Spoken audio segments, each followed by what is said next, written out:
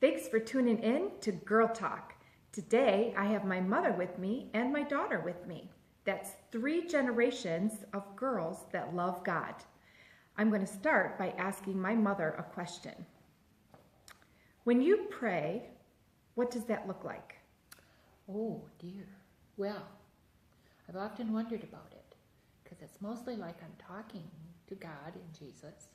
And I've often asked him, is this stupid? Is this a stupid way to pray? Because I'm just sitting here or laying here talking to you. That's what it looks like for me. And I think he's okay with it. I do too. Yeah. All right, Destiny, let me ask you a question. What do you like about church? Well, personally, I like being surrounded by God's children and God's people. And it feels like a safe place where I can make friends who have a similar love or a similar faith. Yeah. Mm-hmm. Good. All right, Sylvia, why don't you go ahead and ask me a question? Well, I was wondering what your favorite scripture is, Piper. Mm-hmm. In the whole Bible, do you have one?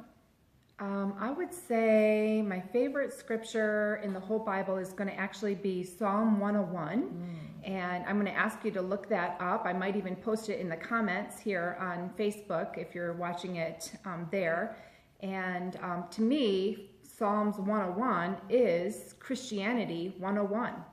Do you have a question for Destiny? I kind of have the same question, Destiny, but at your young age, I'm curious to see what a younger person's favorite scripture might be. I see, yeah.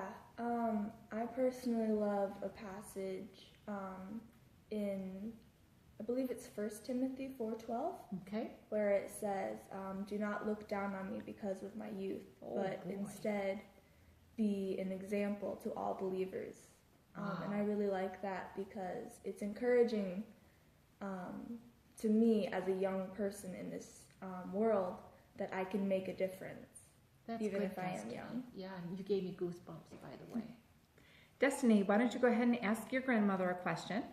Well, Grandma, Yes. I was wondering if over the years that you've been going to church, Yes. what are some big differences that you've noticed between now and then?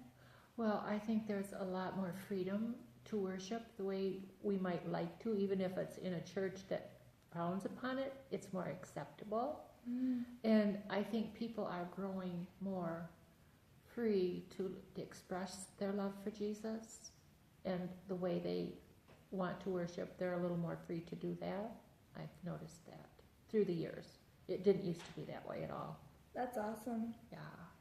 And Mom, what would you say is the key to being successful while fasting? Mm-hmm. Well, I would say support from your family. So I can fast and I'm pretty disciplined and pretty determined, but when my whole family fasts with me, it makes it a lot easier. So with that being said, you might want to talk to people in your family about fasting with you. And if you can't find people in your immediate family, you could also ask people in your church family or in your community family. So even in your country, you could fast with Americans. With the World Wide Web, we're connected all over the world. So you can find people that want to fast with you. So I would say partners in fasting is the best. I do think that fasting is very important. It's good for your health. It's also good for you spiritually. It does bring you closer to God and more open to what He's saying. If you're interested in hearing the voice of God, it is a great key to hearing His voice when you fast. So I've been fasting regularly for almost 18 years, and Destiny right here has fasted right along ever since she was born. That's all she's ever known. She's been raised in a fasting household, and we fast 4 days a week as a family, on Monday and Tuesday, Thursday and Friday. We take Wednesdays and weekends off, so we fast one more day than we feast. But as a woman, middle-aged, going through that season of life, it has also helped me maintain my health. So maybe you're my age and you're thinking, how can you maintain your healthy weight with all of these challenges. Fasting would be that key. And as far as Destiny is concerned, fasting is a great way to grow up, and you're not too young to start fasting. And even if you're an older, in the older generation, fasting, maybe you've never fasted before. Fasting is a great way to stay young and position you into a place that you've never been before. Our older generation are still pioneers. Not only do we need their wisdom to carry my generation through and to pioneer for the next generation, we need their strength. I've noticed my mother has a strength that I don't have, and when I'm with her, I feel stronger. And I'm sure Destiny, my daughter, can feel the same way, that when she's with both of us, she feels even stronger and maybe more herself because she can see where she came from.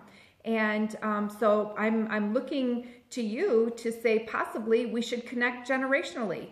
We know in the Bible, God says, I am the father of Abraham, Isaac, and Jacob, and that's 3 generations. So this New Girl Talk series will be generational. There's 3 generations. We've got Sylvia, Piper, and Destiny. Thanks for tuning in. We'll talk to you soon.